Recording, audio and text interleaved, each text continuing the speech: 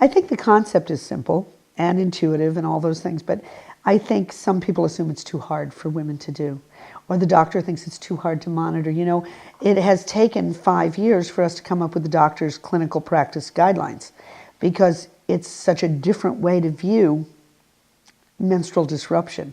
If something happens to somebody on the Wiley protocol, you can look up the 5 different ways to change it and address 20 symptoms. But for you as a doctor, you weren't taught to treat hormone replacement like that. You get rid of the symptoms and you send them out there still deranged hormonally, and the insidious processes that go on with losing your estrogen, because estrogen controls 3,000 gene products, 300 body processes.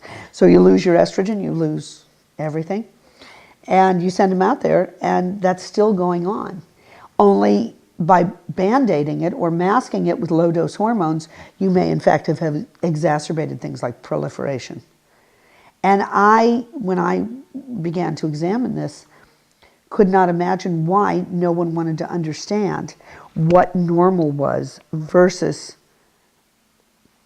what deranged is, because you couldn't possibly go, you know, A is healthy, B is sick, C, if it's an antibiotic, might be back to A, but in no way in metabolic medicine, where we're dealing with physiology and hormones and whatever, can C be back to A.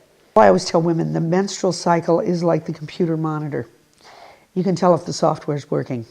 If the monitor's blank, if the monitor's full of squiggly lines, the software's not working. So without a menstrual period to hang some clinical appraisal on along with blood work, I don't know how anybody ever knew if hormone replacement worked. And my favorite part is where women say, well, but I don't want to have a period. And I always look at them, because I'm a little chirpy, and say you can have a period or a walker. You can have a period or chemotherapy. You can have a period or a white cane. You can, because it's a trade-off. You either are fertile and register in the world as a player, or nature takes you out because you compete for the food supply with mothers and babies. So the natural aging process anthropologically is to take you out.